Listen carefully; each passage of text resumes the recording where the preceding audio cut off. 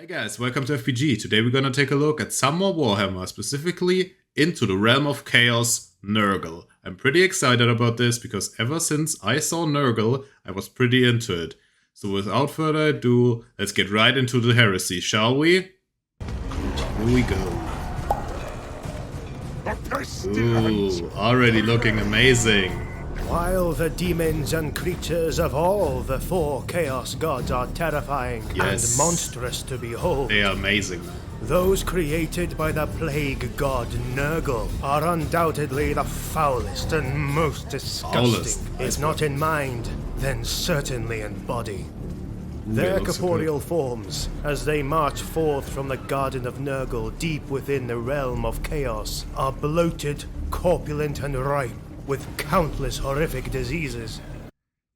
The figures of Nurgle, they look way too realistic, you know, with all the pests and stuff like that, so body horror. Oh, that's maybe some of the most terrifying stuff I have seen. Especially the Great Clean one, man. That was the worst thing ever. The worst thing by far. That, oh my god. Please, please no.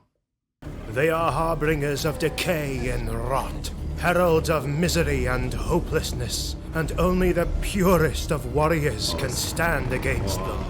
Man. It is believed that directly or indirectly, Nurgle is responsible for all the greatest plagues and famines that have ravaged and consumed the lands of the world through the centuries. Oh, that's cool. The sorrows of the lepers and the fears of the sick are his greatest fascination. Many of us believe that we are living in the dusk time of the world, and we might be right. May Sigmar forgive us as we bring this knowledge to you, these are heretical writings and thoughts. Yes, but yes, this must be shared to warn the scholars that will come after us. This is a warning of the growing danger that is now gnawing at the doors of our very existence. Looks so crazy, man. The putrescent stench of chaos and its terrible influence is now rooted deep within our souls, and there is no escape from that despair. Now, we will go into the Realm of Nurgle and explore the particularities that shape this Chaos God.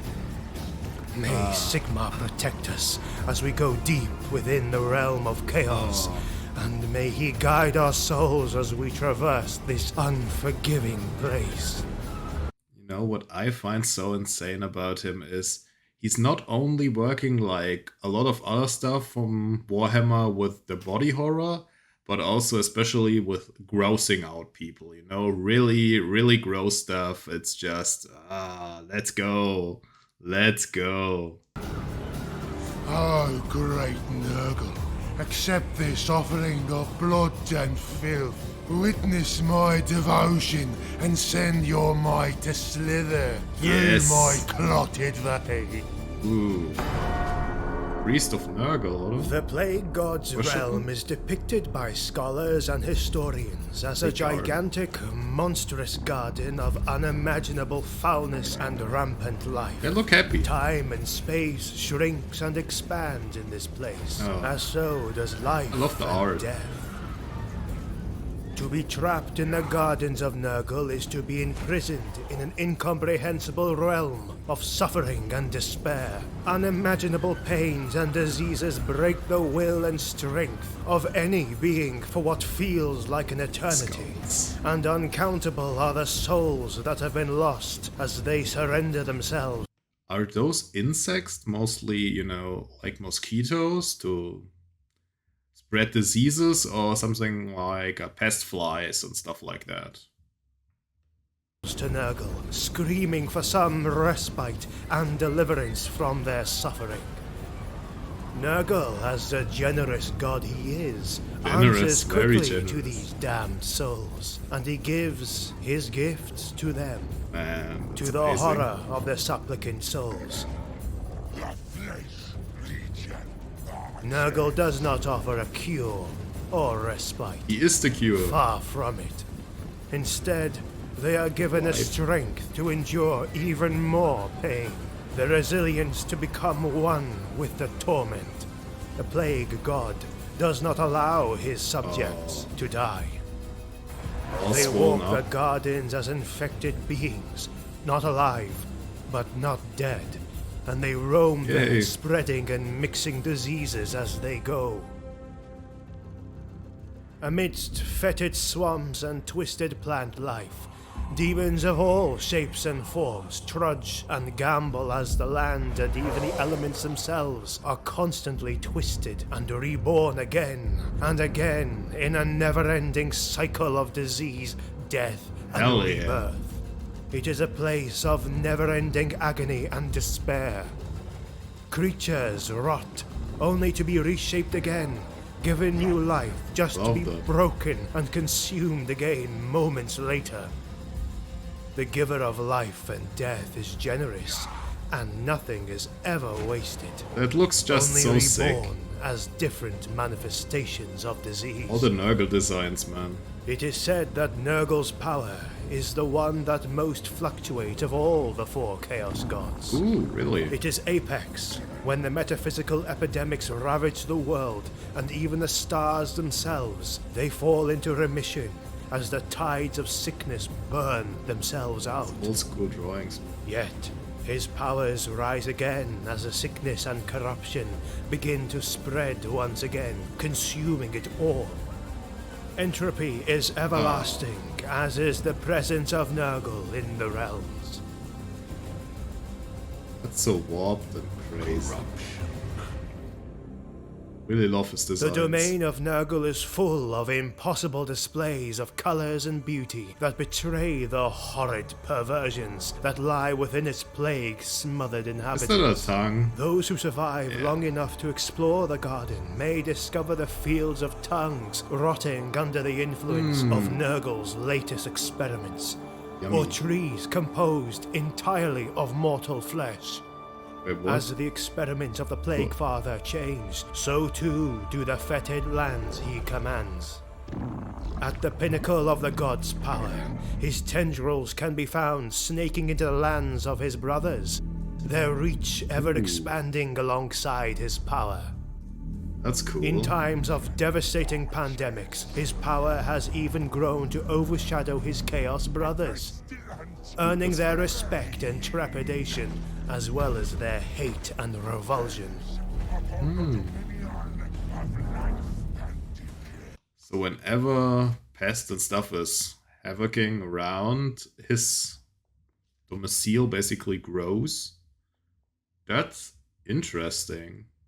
Because his power grows and the influence on the realm. That's pretty sick, man. I really like what's going on here. Also, is that a professional script or description out of a book? Just, you know, someone reading it into a video? Or is that a whole fan-made thing all written down together? It sounds pretty insane. The grand cultivator of Nurgle's plague gardens is none other than Horticulus Slimux, a dour and pragmatic creation who some scholars say was the first plague bearer to be created. He sits astride a massive molluscoid steed named Mulch, I heard plowing the Simox before. fields until he is summoned by his master to plant the seeds of the garden throughout the mortal realm. Don't remember where. However, he is also sent to reap what is sown, culling the enemies of the plague legions with a set of rusty pruning shears and leaving trails of rich soil where the inhabitants of Nurgle's garden can flourish. Is that a tree growing on Enshrined a in the shell? center of the garden is Nurgle's ancient homestead. One can find an enormous building rife with rotten wood and fungus-encrusted walls that creak under the sweeping winds of contagion. That kind of reminds me of the realm of, what is it called? From Cthulhu and stuff. God damn it. I forgot how to call it. But in their realm, you know, there's often portrayed a city and stuff like that. And it looks kind of like this. Not with the trees, you know, but it's pretty interesting. Impossibly large, rotting chair sits alone on the veranda overlooking the gardens and orchards of trees bearing rotting fruit for the Plague Father himself. A record of every creation made by Nurgle can be found in the attic, where a cadre of plague bearers constantly catalogue the jars of rotting, plague-ridden souls that are cursed to wither for Delicious. all time. Within the kitchen sits Nurgle's prized possession, a black cauldron large enough to hold the contents of the mortal world's oceans that he labors over for untold That's a big eons one. to concoct new and horrific diseases. This cauldron is said to contain every disease in the world and beyond. Oh, okay. Adorning the walls of the room are shelves displaying neatly organized and festering ingredients that the Plague Father adds to his experiments before dumping the result into the mortal world as plague-cursed rain that dooms kingdoms, armies, nations, and individuals alike. Mad scientist like. That's cool. Nurgle himself is said to be an impossibly vast, gigantic mound of rotting flesh, ridden with all the diseases of the world, with open sores and gaping wounds in which his lesser minions cavort and frolic. His gigantic body is bloated with corruption and exudes an overpowering stench. His skin is greenish, leathery, and necrotic, its surface pockmarked with running sores, swelling boils, and numerous signs of infestation. Weeping pustules ooze filth, and his bowels constantly issue putrescent waste. Nurgle's inner organs, rank with excremental decay, monster spilled designs, man. through the ruptured skin to hang like obscene fruit around his gut. That looks so From sick. these organs burst tiny demons, which chew on the rotting bowels and suck upon the nauseous juices within. Yum. Beneath his fingernails, maggots and other carrion feeders lay eggs, around which develop cysts that periodically burst open and spew their rancid payloads. Yummy. Sounds so Nurgle amazing. is depicted hunched over his cauldron of poxes, humming cheerfully as he brews with joy the infinite diseases to unleash upon the material and immaterial realms alike. At least he's having fun though. The gigantic mountain of filth that is Nurgle is made up of all the feelings of despair and hopelessness that the beings in the mortal world experience. The grandfather of all diseases spreads his corruption and filth all across the lands to cause unimaginable suffering, and thus gaining more strength in the realm of chaos. Grandfather Nurgle is said to be as generous as he is malignant. He is seldom described as a selfish and spiteful god. Instead, he is said to be more than content to share his diseases, bacteria, and epidemics without remorse. What a his great guy. plagues are gifts bound to be received by all. To spread the transforming virulence and corruption is his goal. Like a plague that spreads silently in the body until it's too late, so the corruption of Nurgle spreads through the world until all is doomed to succumb agonizingly to the terrible diseases, only to be reborn again as something new and twisted, reshaped by the will of the great corruptor. Hell yeah. Deep within the Garden of Nurgle, the Plague God's favored servants have toiled without rest to cultivate for him new agents of decay, corruption, and misery.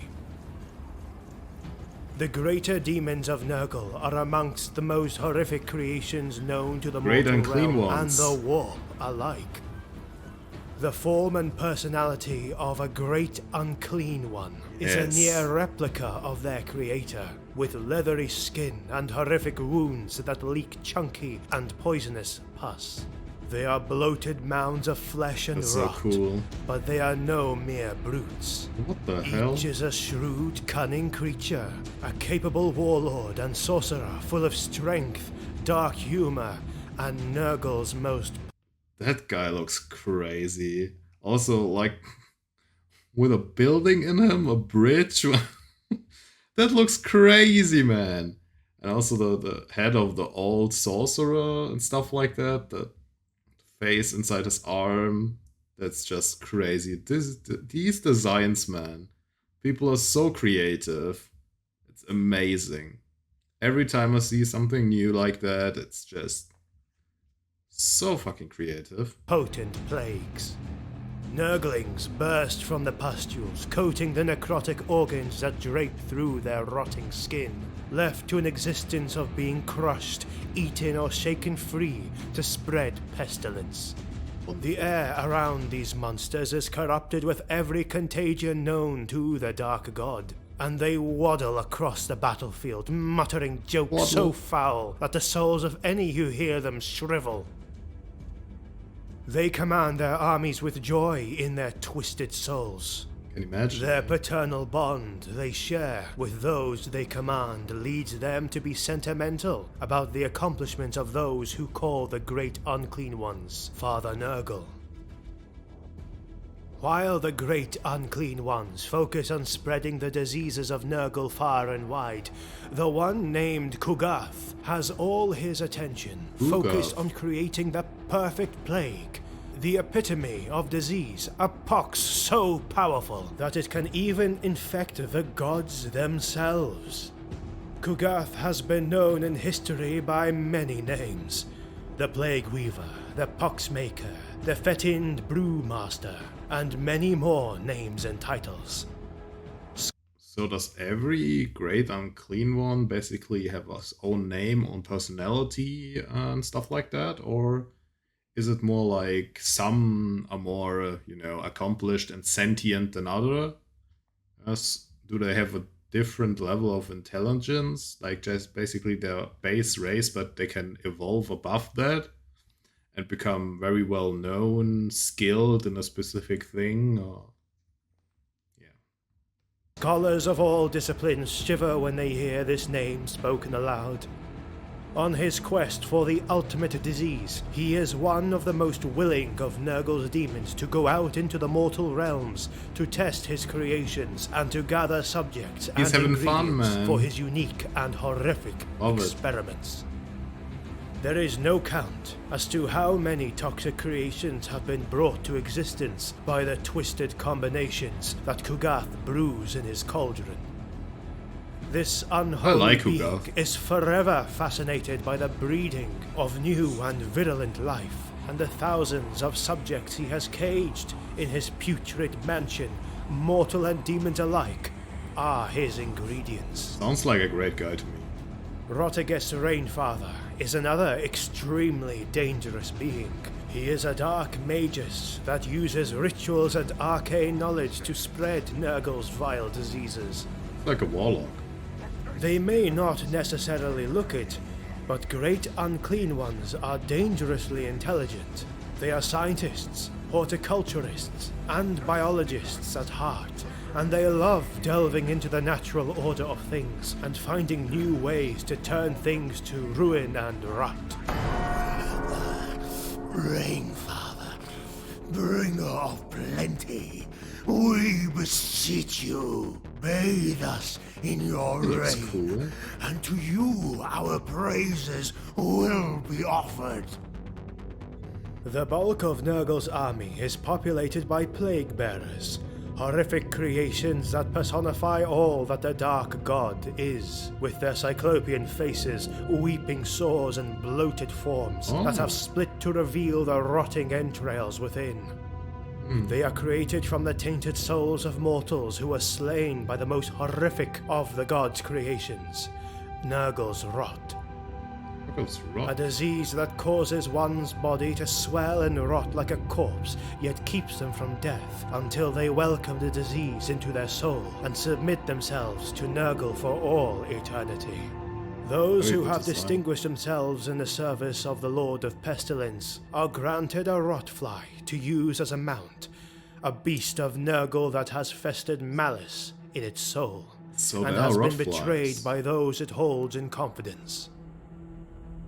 To those mortals who resist Nurgle's rot for long enough to garner the Plague Father's sight are reshaped into a pox bringer, A herald of Nurgle with a head of twisting antlers atop a form broader and taller than a plague bearer, and a jovial disposition with a revolting sense of humor. These chosen act as lieutenants amongst the Plague Legion's Talibans, enacting the commands of the great unclean ones, and slaying the champions of their enemies with twisted enchantments, or by unleashing devastating blows from their extremely toxic plague swords that have been dipped within Nurgle's cauldron. So far, I haven't really heard about it, but every time I see basically a lot of Nurgle, I see bells. Do they have any specific significance, or why are those bells, or are there specific bells, magic bells, whatever? Or are they just to give a signal to the army, basically? I don't know, could be. I just noticed it. The bulky, bounding beasts of Nurgle are amongst the friendliest and most cheerful of all of Nurgle's demons. Nice. As there is actually little room for hate in their minds. Yet, they fail to realize that their titanic bulk and rancid, extremely toxic slime are fatal to their mortal playmates, meaning that they invariably almost always suffer a moment of disappointment before shambling off to find new friends to play with, That's sad. leaving only chunks of rotten meat behind. Sad. The anatomy of these beasts has very little to do with natural biology, and their shapes and sizes vary greatly. Of the infinite diseases that exist in the realm of Nurgle and beyond, it is Epidemius who is the chosen talisman to catalogue all of the Plague Lord's toxic creations. Oh. The burden of the talisman is unending, as are the uncountable diseases and variants that exist. A dedicated group of Nurglings attend to Epidemius in his never-ending quest, and they are always busy doing paperwork and classifying each disease as they see All the it. paperwork, man. There is a story that tells of the unholy bargain that Epidemius and Malekith. That sounds like the worst job in Nurgle's Realm, you know?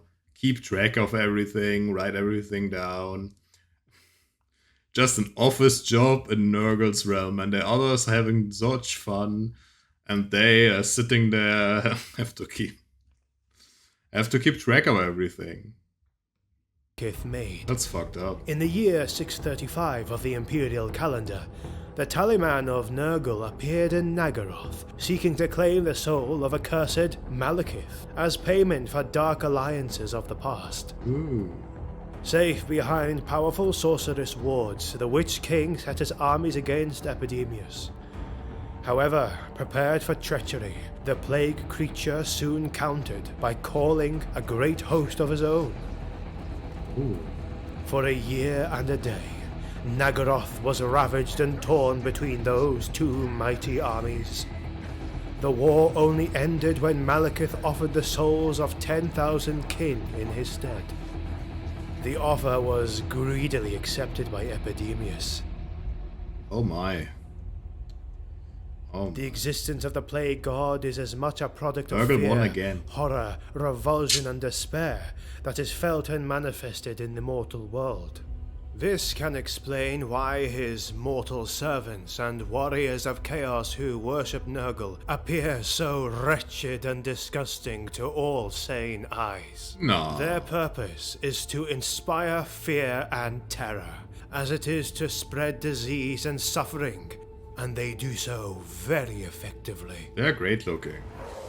Thanks to the generous gifts and boons that the Plague God bestows upon his subjects, be they mortal or from another realm, they are sure to cause reactions of disgust in their victims as they recoil in fear. All those open stomachs. In addition to this, fear and outright terror very often lead to feelings of helplessness and despair. Both of them are said to empower the Lord of Decay.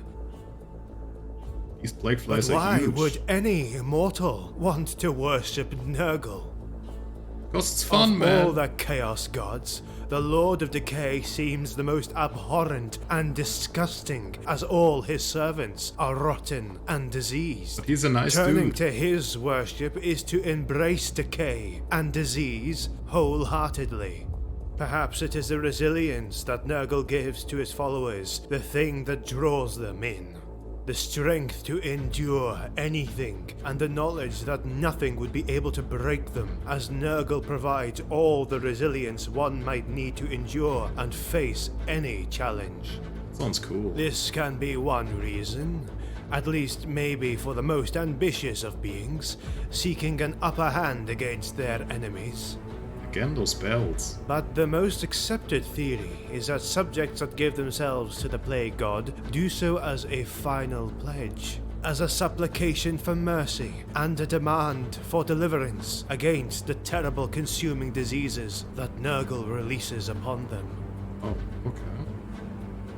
Uncountable are the souls lost to despair that Could come be. to accept that the only way out of their suffering is through giving themselves in, inviting and embracing the pain that burdens them, and in doing so, they become something more, something less.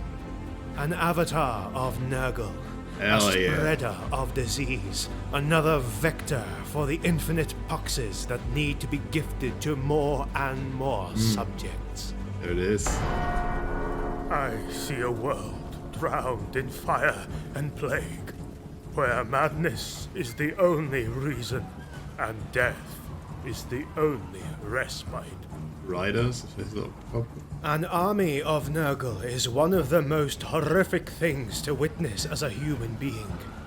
Twisted abominations that should not exist limp and advance in a slow but determined way. Oh, okay. Their way of making war is by dragging down the enemy into a war of attrition that they are destined to lose.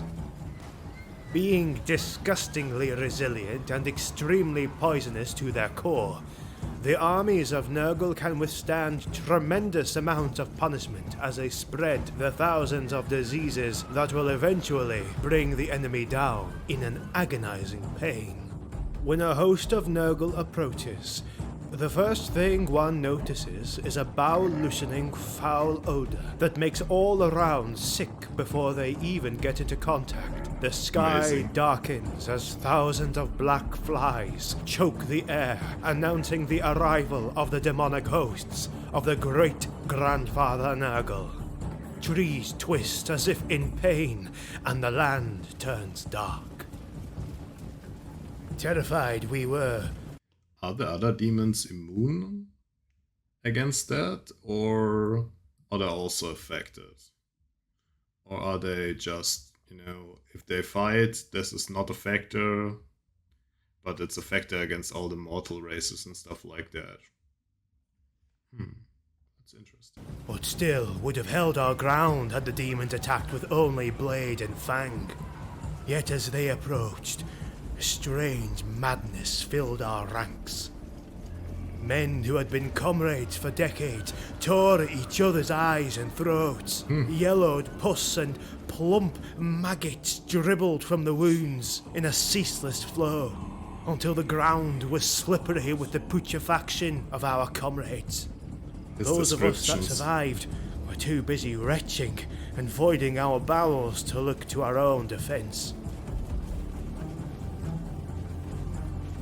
When close combat All begins, the art, the so good. screams of terror and pain can be heard all across the battlefields. To come to blows with an army of Nurgle is to fight the inevitable, and to be prey to an agonizing death. This To be touched by a plague weapon is to know excruciating pain. It is the seal that marks an infected individual with the contagion of one or more of the many thousands of different diseases that exist. Nurgle's rot, the red pox, or an infinity of other afflictions can be obtained by just being scratched by any dangerous plague weapons. Looks cool. Bubonic axes, rusted knives, massive Belts flails, again. and many other terrible weapons are wielded by the servants of Nurgle as they advance inexorably towards their enemies.